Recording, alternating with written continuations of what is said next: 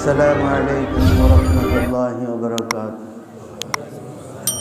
إن الحمد لله نحمده ونستعينه ونستغفره ونؤمن به ونتوكل عليه ونعوذ بالله من شرور أنفسنا ومن سيئات أعمالنا.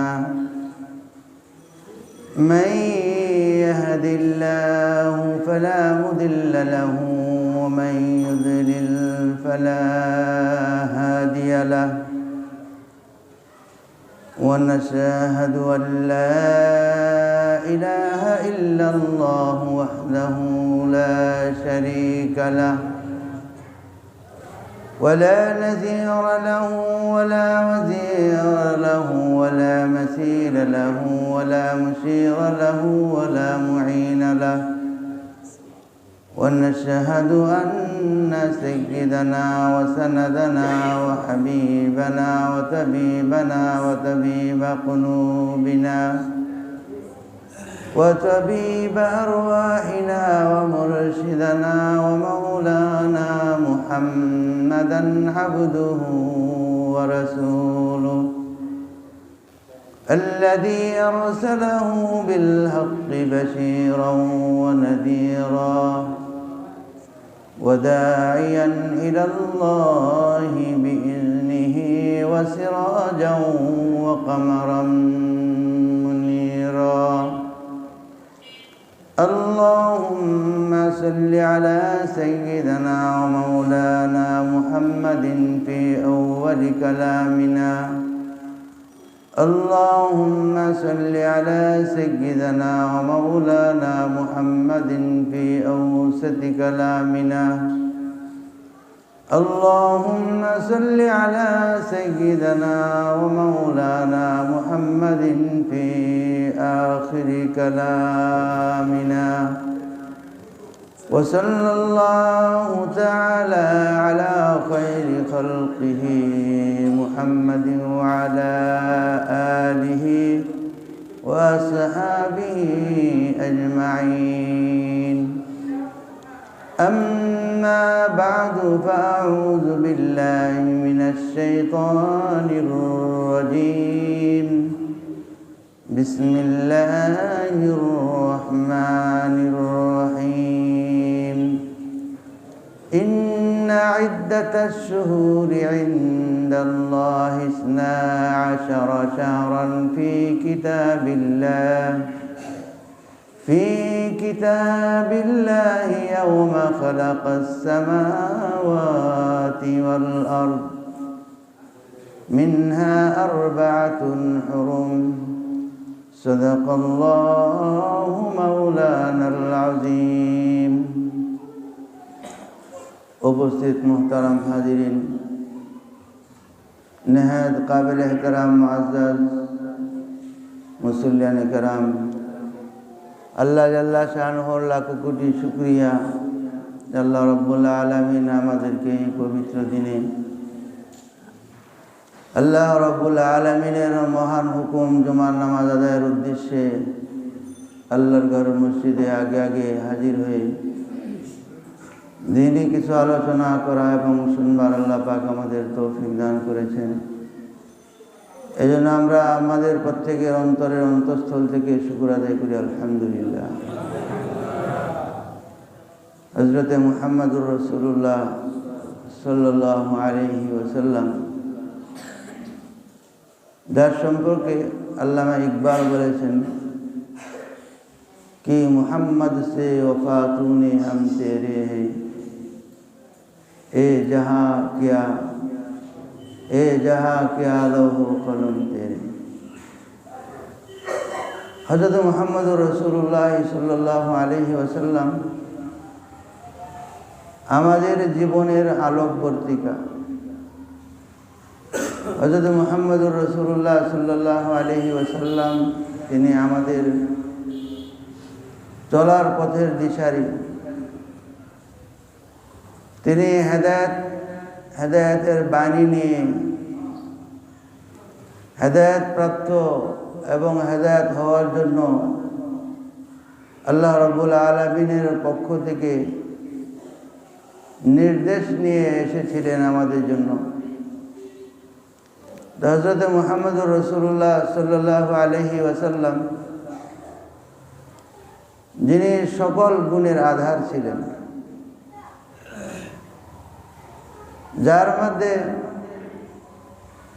মানুষ এবং মানবিক এমন কোনো গুণ নেই যে গুণ হযরত মুহাম্মদুর রাসূলুল্লাহ সাল্লাল্লাহু আলাইহি ওয়াসাল্লামের মধ্যে ছিল না। দুনিয়ার প্রত্যেকটি মানুষ যে যে লাইনে চলে, যে যে কাতারে চলে, যে যে ধর্মে চলে, হযরত মুহাম্মদুর রাসূলুল্লাহ সাল্লাল্লাহু আলাইহি ওয়াসাল্লাম তাকে শুধু আপনাদেরকে একটু বোঝানোর জন্য আমি বলছি যে বর্তমান যুগের মধ্যে আমরা গুগলকে খুব ভালো করে চিনি, যে গোটা দুনিয়াটা গুগলের আওতায়। এটা এক মুঠোর ভিতরে নিয়ে আসছে। এক গুগলের মাধ্যমে যে পৃথিবীর যতগুলো রাষ্ট্র আছে, যতগুলো দেশ আছে, বড় বড় শহর আছে, পাহাড়, সমুদ্র, সাগর,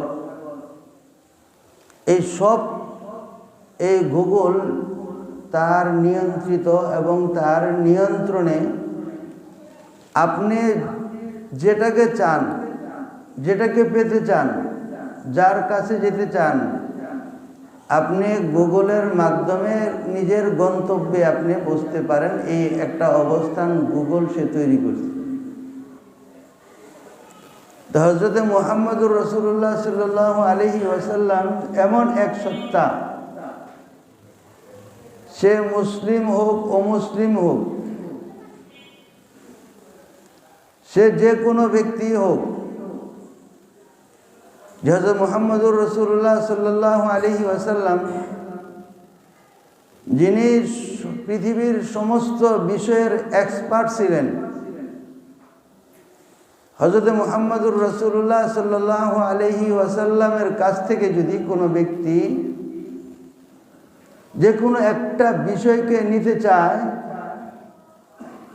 সে হযরত মুহাম্মদুর রাসূলুল্লাহ সাল্লাল্লাহু আলাইহি ওয়াসাল্লাম থেকে নেওয়া ওই একটা বিষয়ের মধ্যে এই পৃথিবীর সর্বশ্রেষ্ঠ এক্সপার্ট হয়ে যায়। যদি কেউ একজন রাষ্ট্রনায়ক, রাষ্ট্রনীতিতে হযরত মুহাম্মদুর রাসূলুল্লাহ সাল্লাল্লাহু আলাইহি সাল্লামকে, রাজনীতিতে হযরত মুহাম্মদুর রাসূলুল্লাহ সাল্লাল্লাহু আলাইহি সাল্লামকে ফলো করে সে একজন রাজনীতিবিদ হতে চায়, তাহলে পৃথিবীতে তার চেয়ে বড় আর অন্য কোনো একটা ব্যক্তি এত বড় রাজনীতিবিদ হতে পারবে না।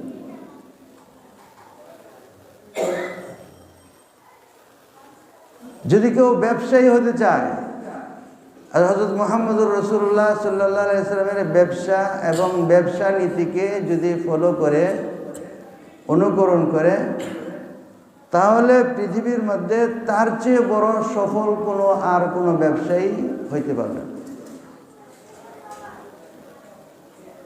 হযরত মুহাম্মদুর রাসূলুল্লাহ সাল্লাল্লাহু আলাইহি ওয়াসাল্লাম তার যে ইবাদত, তার যে আমল, সেই ইবাদতের মধ্যে যদি হযরত রাসূল পাক সাল্লাল্লাহু আলাইহি ওয়াসাল্লামের অনুকরণ করে যদি আবেদ হতে চায়, তাহলে তার চেয়ে কোনো বড় ইবাদত গুজার আবেদ এই পৃথিবীর মধ্যে আর কেউ হইতে পারবে না।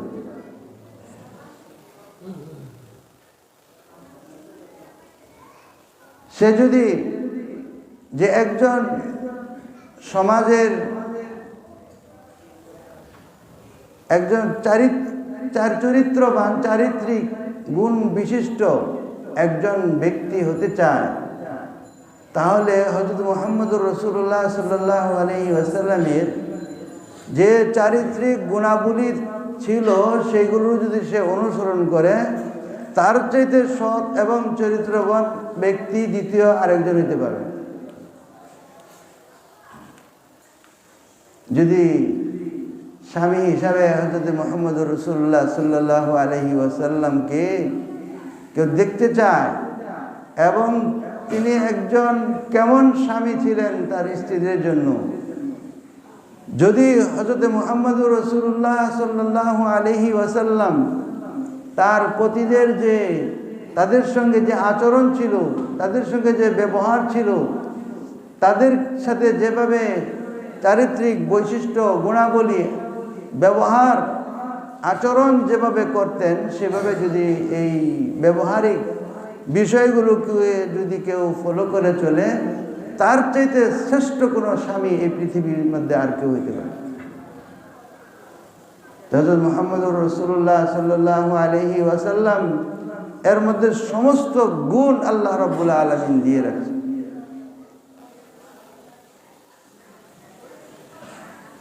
হযরত মুহাম্মদুর রাসূলুল্লাহ সাল্লাল্লাহু আলাইহি ওয়াসাল্লামকে আল্লাহ তাআলা নবী বানাইছেন, নবুয়ত দান করেছেন। कि मोहम्मद से वफा तूने हम तेरे हैं, ए जहाँ चीज़ों के आलोह कलम तेरे। अल्लाह ताला हज़रत मुहम्मदुर रसूलुल्लाह सल्लल्लाहु अलैहि वसल्लम आसमान जमीन, चाँद सूर्य, पृथ्वी आरो जा किसु आसे হযরত মুহাম্মদুর রাসূলুল্লাহ সাল্লাল্লাহু আলাইহি ওয়াসাল্লামের জন্য পৃথিবীর সমস্ত বস্তু জগৎ, বস্তু আল্লাহর রাসূল সাল্লাল্লাহু আলাইহি ওয়াসাল্লামের জন্য পাগল। যখন পাহাড়ি রাস্তা দিয়ে যখন চলতেন, যখন কোনো গাছপালা সামনে পড়তো, সাহাবারাও শুনতে পেতেন যে আওয়াজ আসে, আসসালামু আলাইকা ইয়া রাসূলুল্লাহ। যে কোনো মানুষ নাই, কোনো কিছু দেখা যায় না, কিন্তু সালামের শব্দ ভেসে আসছে। হযরত মুহাম্মদ রাসূলুল্লাহ সাল্লাল্লাহু আলাইহি সাল্লামকে জিজ্ঞাসা করেন, ইয়া রাসূলুল্লাহ, কাউকে দেখলাম না সালাম আসলো। বললেন, এই গাছ আমাকে তোমাদেরকে সালাম জানিয়েছে। কি মানুষ, কি ব্যক্তি, কি ব্যক্তিত্ব! নবুয়ত প্রাপ্তির 40টি বৎসর পর্যন্ত শুধু নিজের সাধনা, নিজের পরিশ্রম, কোনো অলসতা নাই।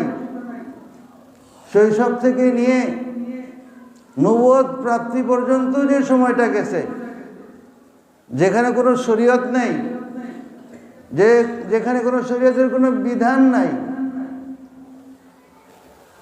আল্লাহর পক্ষ থেকে কোনো ওহী নাই, ওহী ছাড়াই, ওহী ব্যতীত আল্লাহর রাসূল সাল্লাল্লাহু আলাইহি ওয়াসাল্লাম তার ব্যক্তিত্ব এবং তার মূল্যায়ন, তার যে মর্যাদা, আরবের এমন কোনো ঘর ছিল না, ব্যক্তি ছিল না, পরিবার ছিল না, সমাজ ছিল না যে সমস্ত মানুষের ভিতরে তার ইজ্জত নাই।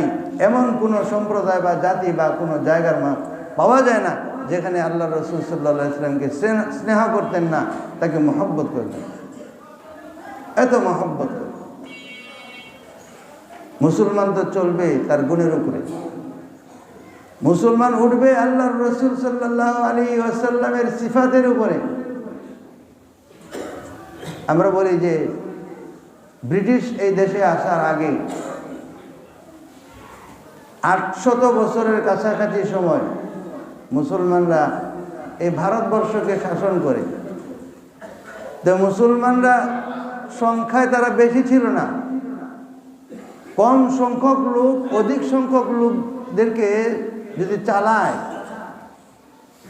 তাদের উপর রাজ করে থাকে, তাহলে বুঝতে হবে অবশ্যই তাদের মধ্যে এমন কোনো গুণ আছে, যে গুণ ছিল, যে গুণের কারণে অধিক সংখ্যক মানুষের উপর রাজ করে গেছে।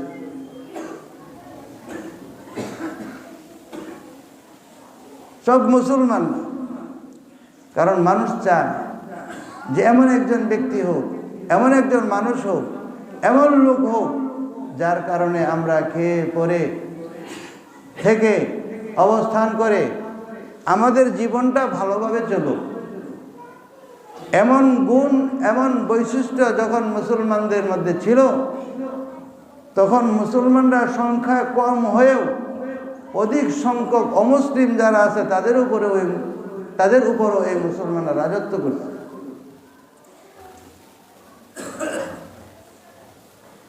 এটা রজব মাস। আমি যে আয়াতটা বললাম, এই আয়াতের মধ্যে একটা শব্দ আছে মিনহা আরবাতুন হুরুম। আল্লাহ তাআলা 12 মাসের কথাই উল্লেখ করছেন। 12 মাসের মধ্যে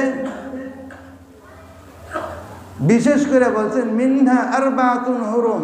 এই 12 মাসের মধ্যে 4টি মাস হচ্ছে সম্মানিত মাস। সেই একটি মাসের নাম হচ্ছে রজব, আর 3টি মাস হচ্ছে উপর্যুপরি জিলকদ, জিলহজ, মুহররম। আরেকটা হলো এই রজব মাস। এই রজব মাসে আল্লাহ রাব্বুল আলামিন রাসূল আকরাম সাল্লাল্লাহু আলাইহি ওয়াসাল্লামকে পৃথিবীর মানুষের সামনে একজন আদর্শিক ব্যক্তি হিসাবে এবং তাকে সর্বোচ্চ ইজ্জত দিয়ে, সম্মান দিয়ে আল্লাহ রাব্বুল আলামিন নিজের কাছে ডেকে নিয়েছেন। সুবহানাল্লাযী আসরা বিআবদিহি লাইলাম মিনাল মাসজিদি ইলাল মাসজিদিল হারাম। মসজিদে হারাম থেকে মসজিদে আকসা পর্যন্ত, যাকে ইসরা বলা হয়,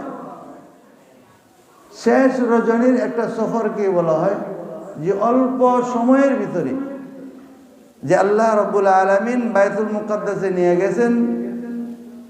হাদিসের দ্বারা প্রমাণিত বাইতুল মুকাদ্দাস থেকে সিদরাতুল মুনতাহা 7 আসমানের উপরে, যার পরে চূড়ান্ত জায়গা, শেষ সীমানা, যে সীমানার পরে যাওয়ার আর কারো কোনো অথরিটি নাই, যাইতে পারে না, ওই সিদরাতুল মুনতাহা সেই পর্যন্ত আল্লাহ রাসূল সাল্লাল্লাহু আলাইহি ওয়াসাল্লামকে আল্লাহ তাআলা উরুজ, সম্মানিত করে তারপরে দুনিয়াতে পাঠিয়েছে।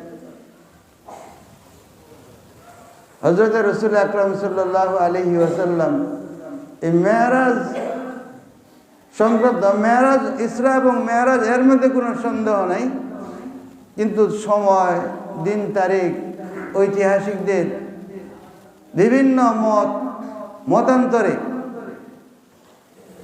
বিভিন্ন মত আছে, কিন্তু ইসরা মেরাজের মধ্যে এই ঘটনা ঘটার মধ্যে কোনো মত নেই। এটা সুনিশ্চিত হয়েছে এবং সেখান থেকে হুজুরে পাক সাল্লাল্লাহু আলাইহি ওয়াসাল্লামকে সর্বোচ্চ গুণের অধিকারী বানিয়ে আল্লাহ তাআলা এই জমিনের মধ্যে নবুয়ত দান করে, নবুয়তের কিতাব দান করে, কিতাব দিয়ে এবং এর কিছু আমল, নামাজ দিয়ে আমাদের কাছে পাঠিয়েছে। তা নামাজও প্রাথমিক পর্যায়ে ফরজ ছিল না। যেমন হযরতে খাদিজাতুল কুবরা রাদিয়াল্লাহু তাআলা আনহা যতদিন বেঁচে ছিলেন ততদিন পর্যন্ত নামাজের বিধান ছিল না। শুধু এক কালেমা লা ইলাহা ইল্লাল্লাহু মুহাম্মাদুর রাসূলুল্লাহ সাল্লাল্লাহু আলাইহি ওয়াসাল্লাম, আর এই এক কালেমার জন্যই তো সব শত্রু হয়ে গেছে। শুধু এক কালেমার দাওয়াত যখন দিচ্ছেন তখনই সব শত্রু, নিজের কওমের লোক শত্রু। আবু লাহাব চাচা, সে শত্রু। আবু জাহেল চাচা, সে শত্রু।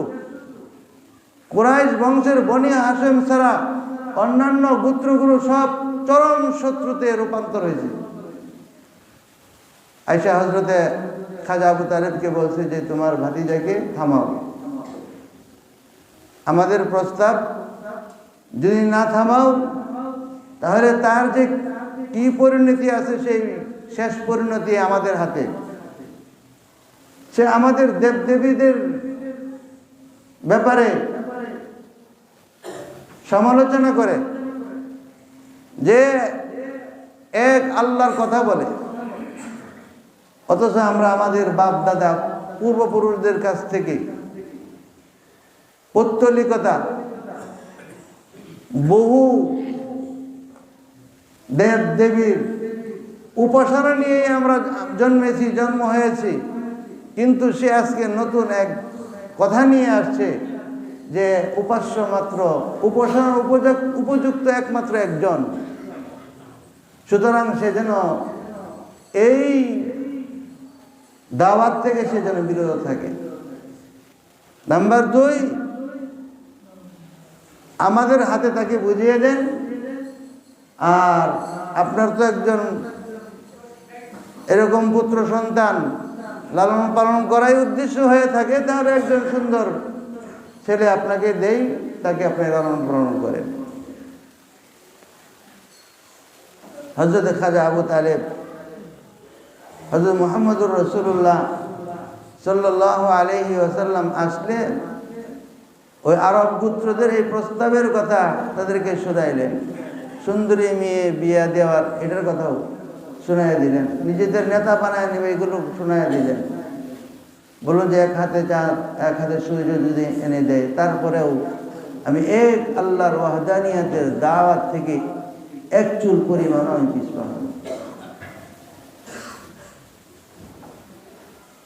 তারা আবার খবর নিছে, সে যখন ফিরেই না, বলল তাহলে আপনার সাথে বয়কট হবে, আপনাদের সঙ্গে, অর্থাৎ বনু হাশিম পুরা গোত্র, বনু হাশিমের অল্প কিছু মুসলমান আছে, বাকিরা মুসলমান হয়নি। খাজা আবু তালেব বলেন, যদি তাও হয় যে আমাদেরকে যদি বয়কটও করো, তারপরেও মুহাম্মদকে আমার জীবন বেঁচে থাকতে কোনোদিন তোমাদের হাতে আমি তুলে দেব। নিজের জীবনের চাইতে, প্রাণের চাইতে বেশি ভালোবাসত। খাজা আবু তালেব বললেন যে বনু হাশিম তারা তো শুধু যে এক জায়গায় থাকে না, ছড়ায় ছিটায় আছে। সবাইকে বললো যে তোমরা সবাই তো আক্রান্ত হবা, এই জন্য তোমরা ছড়িয়ে ছিটিয়ে না থেকে সবাই একসাথে এসে জমা হয়ে যায়। শিয়াবে আবি তালেব ওই জায়গার নাম, এখন মাঠ হয়ে গেছে, ওই পাহাড় এখন নাই। যে আবু তালেব শিবির, যাকে শিয়াবে আবি তালেব বলা হয়, সেখানে 3 বছর অবরুদ্ধ ছিল। যেহেতু সাদ বিন আবি ওয়াক্কাস রাদিয়াল্লাহু তাআলা আনহু বলেন যে আমরা এভাবে অবরুদ্ধ থাকতে থাকতে আমাদের রসদপত্র যখন শেষ হয়ে যায়, সব শেষ, খাওয়ার কিছু নাই। আবার কাফেলাও যখন আসে, আবু লাহাব যে চাচা, ঘোড়া দৌড়ে সবার আগে সেখানে ছুটে যায়, বলে যে যদি ওদের কাছে বিক্রি করো তাহলে 1 টাকার জিনিস 20 টাকায় বিক্রি করতে হবে, আর যদি তোমাদের মাল বিক্রি না হয়, লস হয়, তাহলে যখন থেকে যাবে তোমরা চলে যাইবা, তখন এই সমুদ্রের মাল তোমাদের যে পরিমাণ টাকা, ওই পরিমাণ টাকা দিয়ে তোমাদের কোনো লস করব না, টাকা দিয়ে তোমাদেরকে তোমাদের দেশে যেতে দেবে।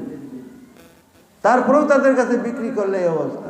টাকা পয়সা কয়দিন থাকে, কারোর সাথে কোনো যোগাযোগ নাই, বিচ্ছিন্ন, কোনো লেনদেন চলবে না, কোনো বিবাহ শাদী চলবে না, কারোর সাথে কোনো কথাবার্তা চলবে না।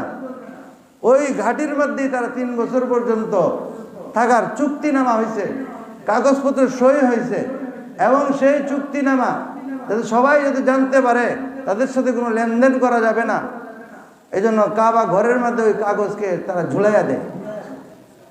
হযরত সাদ বিন আবি ওয়াক্কাস রাদিয়াল্লাহু আনহু বলেন যে রাতের বেলা বের হয়েছি, যে পায়ের নিচে একটা কি জানি পড়ছে, আর ওইটাকেই ক্ষুধার যন্ত্রণা চাবায়া খাইয়া ফেলাইছি, ওইটা আজও পর্যন্ত জানি না ওইটা কি খেলাম। এক রাত্রে বের হয়েছি, দেখলাম যে শক্ত শক্ত লাগে, যে মনে হইল যে কোনোটা চামড়া হবে, ওই চামড়াটাকে পানিতে ভিজায় ওটাকে চিবিয়ে খেয়ে ফেলাই। ওই আবু তালেব শিবিরের পাশে যতগুলো গাছ আছিল, ওই গাছের পাতাগুলোকে পর্যন্ত আমরা সিদ্ধ করে খেয়ে ফেলেছি। আমরা যখন পায়খানা করি, তখন যে ভেড়া, বকরি এর যে লেদা আছে আর মানুষের যে পায়খানা আছে, মানুষের পায়খানার মধ্যে আর ওই ভেড়া বকরির লেদার মধ্যে কোনো আমরা পার্থক্য করতে পারি। এর মধ্যে আবার বিভিন্ন হুমকি আসে, হুমকি দেয় আমাদেরকে। হযরত খাদিজাতুল কুবরা রাদিয়াল্লাহু তাআলা আনহা তখন হযরত রাসূল আকরাম সাল্লাল্লাহু আলাইহি ওয়াসাল্লামের প্রিয়তমা স্ত্রী, ধনাঢ্য মহিলা, অর্থ সম্পদ থাকা সত্ত্বেও না খেয়ে থাকেন, স্বামীর পাশে থাকেন, কিন্তু গোত্রের লোকেরা বলে আমাদের মেয়ে না খেয়ে থাকবে, এই জন্য উট বোঝাই করে মাল পাঠাতেন, কিন্তু সেখানে যে আবু জাহেল তার দল নিয়ে সেখান থেকে মাল ফেরত দিত, মাল ঢুকতে দিত না। তারা এইভাবে এই পরিস্থিতিকে সামাল দেয়। রাসূল আকরাম সাল্লাল্লাহু আলাইহি ওয়াসাল্লাম একদিন খাজা আবু তালেব বলে, চাচা আমাদের সঙ্গে যে চুক্তি হয়েছিল, যে কাগজের মধ্যে ওই কাগজের চুক্তিনামার যে কাগজটা আছে, ওই কাগজটা ঘুণ পোকায় খায় শেষ করে ফেলেছে, শুধু সেখানে আল্লাহ এবং তার রাসূলের নাম আছে, আর কিচ্ছু নেই। সুতরাং ওই কাগজ এর মধ্যে কোনো লেখা নাই, আমাদের চুক্তির সময় শেষ। যখন এই কথা খাজা আবু তালেবদেরকে বললো মস্কারি করো, তারা আবার চিন্তা করলো যেহেতু জীবনে কোনোদিন মিথ্যা বলে নাই। খাজা আবু তালেব বলল, যদি সত্য হয়ে থাকে চুক্তি শেষ, আর যদি মিথ্যা হয়ে থাকে তাহলে তাকে তোমাদের হাতে তুলে দেবে। যা দেখে যে হযরত খাদিজাতুল কুবরা রাদিয়াল্লাহু তাআলা আনহা তার গোত্রের লোকেরা সেখানে দাঁড়ায় রয়েছে এবং উচ্চবাচ্য তাদের সঙ্গে বিতর্ক হচ্ছে যে তোমরা কেন আমাদের মেয়েকে খেতে দিবে না, কেন মুহাম্মদকে তোমরা খেতে দিবে না, তোমরা তো সম্পদ ব্যয় করো, সম্পদ লাগে আমরা দিব, কিন্তু এত বড় অত্যাচার, এত বড় জুলুম, এই জুলুম তো মেনে নেওয়া যায় না। তখন তারা বললো, আচ্ছা ঠিক আছে, এখন যখন আমাদের সামনে প্রতিবাদ এভাবে আসছে, আগে দেখি ওই খাজা আবু তালেব যেটা বললো কাগজের অবস্থা দেখি। যা দেখে যে ঘুণ পোকা ওই কাগজটাকে খেয়ে একবারে ফাঁকি করে পাউডারের মতো নিচে পড়ে রয়েছে, শুধু মুহাম্মদ আল্লাহ এই শব্দ দুইটা বাকি আছে, আর কিছু বাকি নেই, সব শেষ হয়ে গেছে, সব ফিনিশড হয়ে গেছে। হযরত মুহাম্মদুর রাসূলুল্লাহ সাল্লাল্লাহু আলাইহি ওয়াসাল্লাম ঘাটি থেকে বের হইলেন। ঘাটি থেকে বের হওয়ার পরেই এই দুনিয়ার মধ্যে সবচেয়ে যিনি আশ্রয় দিতেন, যার শরীরে একটা কাটা বিদ্ধ হওয়া সহ্য করতেন না, যার উপরে একটা আঘাত লাগবে সহ্য করতেন না, এই প্রিয়তম চাচা এই দুনিয়া থেকে চলে গেলেন। নবীজি সাল্লাল্লাহু আলাইহি ওয়াসাল্লাম অসহায় হয়ে গেলেন। দ্বন্দ্ব দিয়া যিনি সবচেয়ে বেশি সহযোগিতা করছেন, হযরত মুহাম্মদুর রাসূলুল্লাহ সাল্লাল্লাহু আলাইহি ওয়াসাল্লামের শরীয়তের মধ্যে সবচেয়ে বেশি অবদান রেখেছেন প্রিয়তমা স্ত্রী হযরত খাদিজাতুল কুবরা। ঐতিহাসিক মতে খাজা আবু তালেবের 3 দিন পর বা 7 দিন পর তিনিও এই দুনিয়া থেকে চলে গেলেন। বাইরে যিনি আশ্রয় দিতেন সেও দুনিয়া থেকে চলে গেল। ঘরের মধ্যে যিনি ইন্তজাম ঠিক রাখতেন সেও দুনিয়াতে চলে গেল। দুনিয়ার সবচেয়ে বড় অসহায়ত্ব জীবন। এই জন্য ইতিহাসে ঐতিহাসিকরা ওই বছরটাকে বলে আমুল হুজুন, সুখের বছর।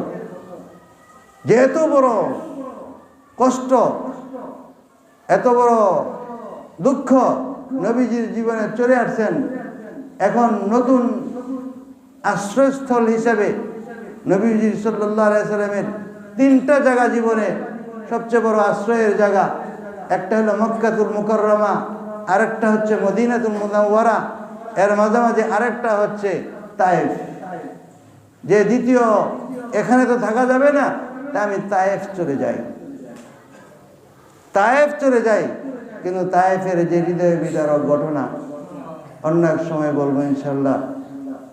এবং রজব মাস আসতেছে, এই মাসে যদি আমরা আমল করি, যে 3টা মাসের কথা বলা, 4টা মাস মিনহা আরবাআতুন হুরুম, 4টা মাস, এই 4 মাসে যদি ইবাদত করা যায়, আল্লাহর হুকুম মেনে চলা যায়, আল্লাহ তাআলা 12 মাসে ইবাদত করার বরকত আল্লাহ পাক আপনি আমার আমল নামার মধ্যে দান করবেন। ওয়া আখিরু দাওয়ানা